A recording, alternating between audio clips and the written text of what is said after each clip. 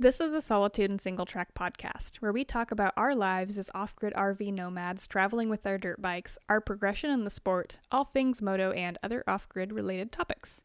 I'm Zoe Anderson, your host on this podcast, and I live in a 14-foot travel trailer with my husband Taylor and my dog Mia. Currently, we are traveling the Pacific Northwest with our dirt bikes in search of solitude and, of course, some of the best single track in the country. Today, we're going to be talking about camp hosts. When you go to a campground and there's a camp host, who would you normally picture? I'm going to guess it's probably an older, retired person, right? Someone with a nice newer trailer. Maybe they're full-time, maybe they're just there for the season. At least that's what I picture when I think of a camp host. I am 27 years old, and my husband and I just finished 7 months of being volunteer camp hosts at an OHV campground. Now, disclaimer, I am not going to disclose the location or the agency for which I volunteered with, but if you do put two and two together or you met us while we were working, that's fine. Just please try to keep it to yourself. Earlier this year, we had just moved back from Texas. We saved up a good chunk of change and we were ready to hit the road, start living our dream of traveling the country and riding dirt bikes, starting on the West Coast. I'm scrolling mindlessly through Facebook and I see this post requesting applicants for a volunteer camp host at a campground that we are very familiar with. A campground that had a rather distasteful reputation among the moto community. But I thought, well, shit, what do we have to lose? We don't have jobs right now, and this is going to eliminate us needing to move every 14 days on public land. We don't have to pay for propane gas or firewood for the wood stove. Pfft, I'm in. A few weeks after applying, we got the job. We did agree to being full-time hosts for the full season, beginning in April and ending early November. This campground had never had a full-time camp host before, and they have been trying for years to get one, and we're the first people that actually agreed to do it. They had somebody who would do like really busy weekends, and they've had people that would try to do it for a couple weeks, and then they would back out, but we agreed to do it. We were committed to doing it, and we did it. The duties that were described to us were mainly just keeping the rowdiness down. Not by playing campground cop, but by educating on safety and campground etiquette. We were to be a point of contact for emergencies within the campground, doing some very light maintenance of the vault toilets and light campsite maintenance, like picking up trash and making sure things were ready for the next camper to come in. We weren't required to do a lot of maintenance because they did have regular crews that would come in a couple times a week and take care of all the gross work for us, and we were to just be the face of the campgrounds and be the eyes and ears and make sure everybody was being safe and it was going to be a good time for everybody involved. I'll reiterate that this particular gig was volunteer. We were not paid a cent. We were given a campsite, a generator, tools, and as much gas, propane, and firewood that we needed. Overall, being a camp host was rewarding and taxing all at the same time.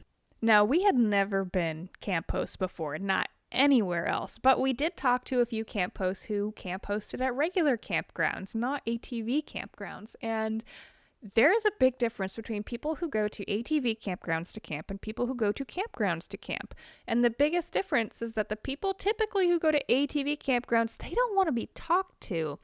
The other camp hosts we talked to, they said that they made contact with every camper that came in and everybody was super friendly. They are out there enjoying the nature and the wood. The people who go to ATV campgrounds, they're there to party. They're there to get there and ride their bikes and get nasty, get dirty, get drunk, and then go home. And a lot of the times they did not want us to talk to them at all. Like we'd approach them and say, hey, we're the camp hosts. If you need anything, let us know. And they'd be like, yep, got it. And we'd never hear from them again. It's just funny how different campgrounds have like completely different sets of people that come there. Since our duties mainly revolved around educating the public, we met so many different types of people and people with different camping styles. Some good, others not so good. We did need to call the police a few times, and it was usually non-emergency dispatch. I believe we did have to call 911 one time. Like I was saying earlier, one of our biggest duties was to educate the public on ATV safety. Even though all of that information is available online and you're supposed to take your ATV safety course in the state of Oregon and have your ATV safety card, a lot of people would take it or they wouldn't take it and they would still come out in the woods and act like fools.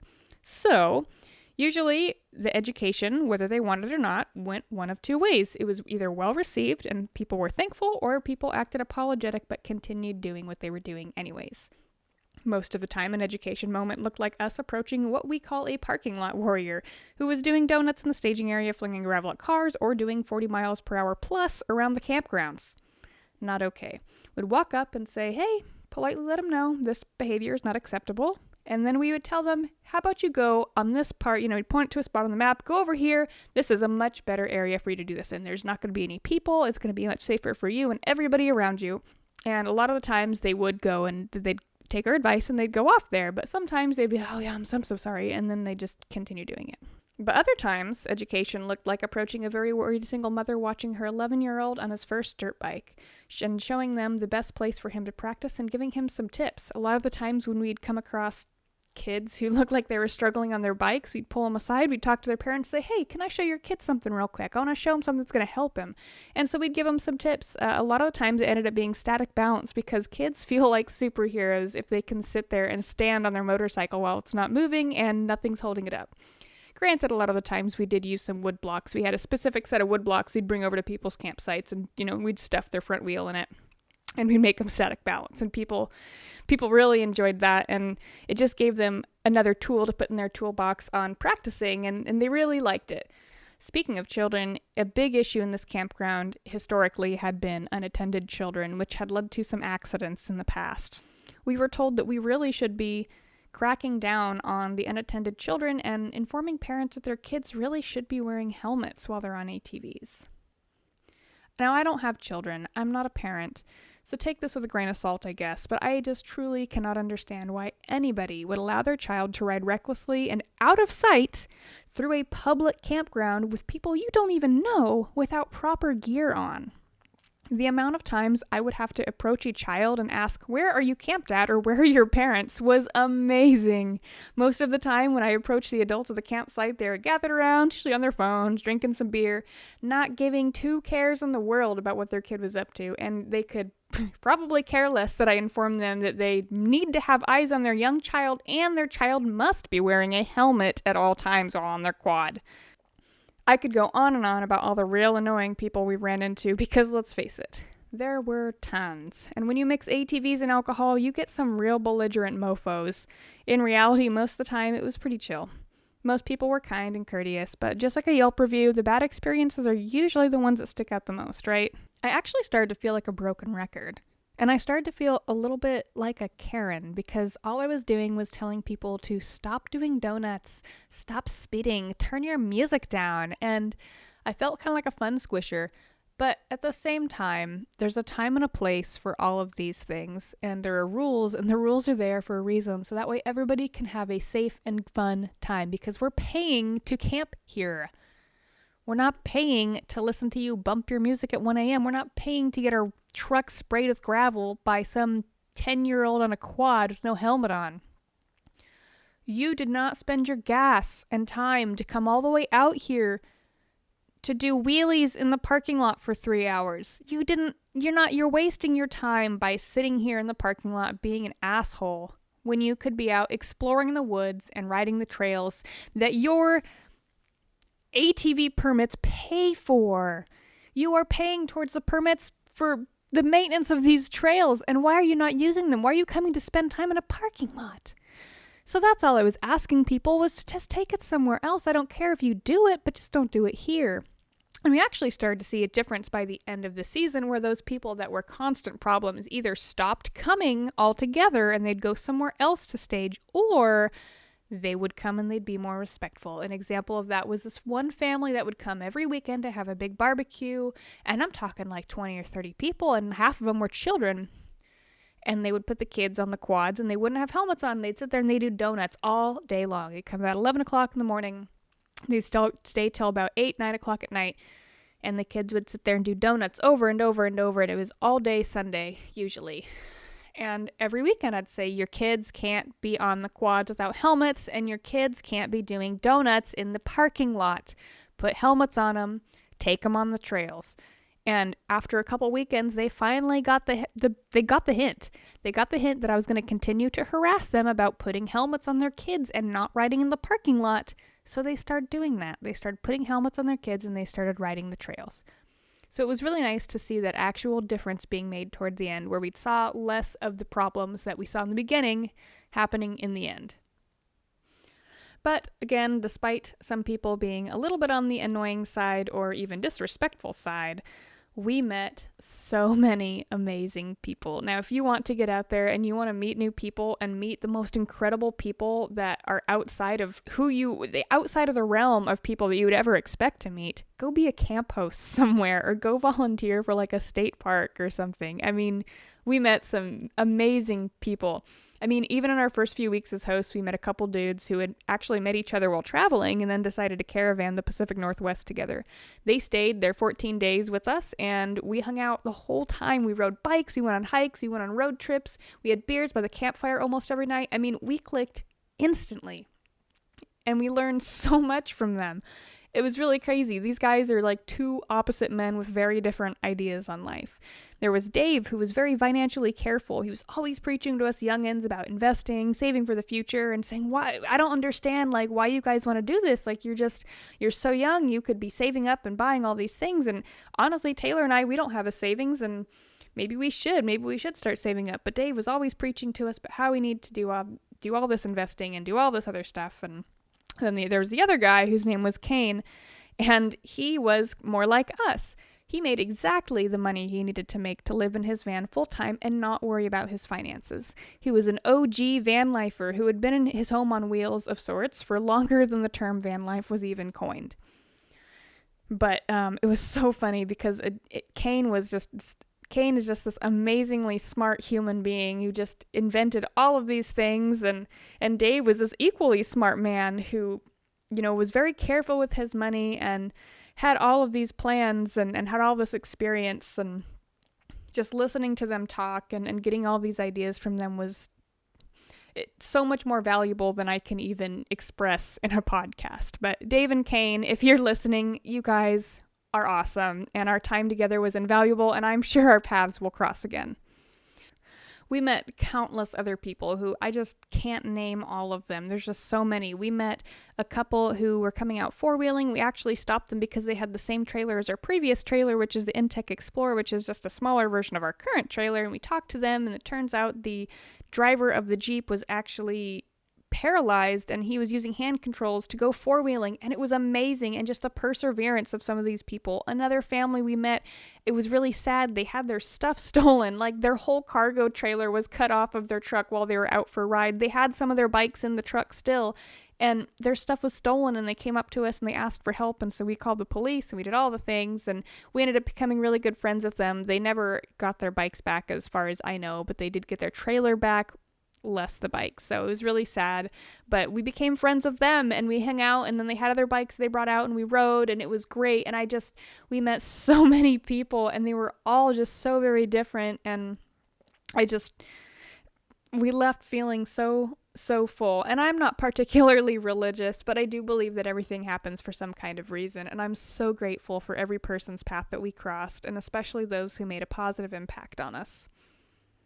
On top of meeting new people, I'm going to bring up education, because education was the main part of our job. I mean, some of these people come out to the woods and either they just don't know or they just don't care about ATV safety. And if they didn't know and they genuinely just made a mistake, we'd say, hey, look, you know what? You don't have to go all the way down back into town to get your ATV permit. Why don't you just sign into our Starlink and do it online, take a screenshot on your phone, that way you have it. And people were so appreciative of that. And we tried to help people as much as we can, instead of just telling people, hey, you need to do this, this, this, and this, and I'm not going to do anything else to further assist you. We would try to assist the people as much as we could, and that was beyond our duties of camp host, but we did it anyways. So besides the education on no pit riding, which was a lot of what we did, we regularly gave people tours of the popular area trails, because this is the closest riding area to a major town.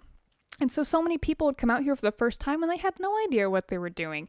They didn't even know they needed an ATV safety card or a permit. So that's why we were there. We were there to help those people and guide them and show them, this is how you recreate. This is the proper way to recreate in the state of Oregon.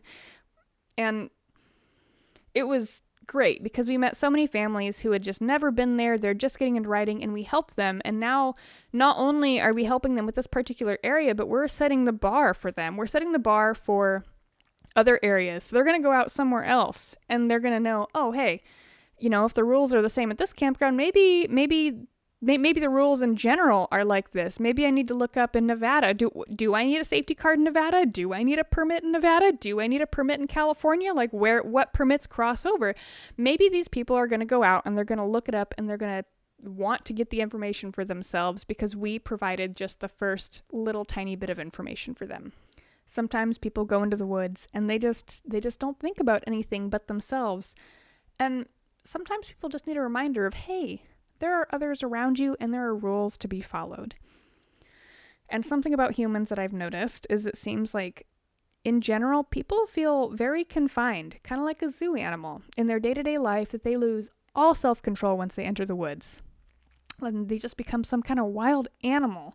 And what would normally not be acceptable in somebody else's home, like, sorry to be grotesque, but shitting on the floor in front of the toilet. You don't do that at your buddy's house. You don't go over to your buddy Joe's house and you just shit on the floor.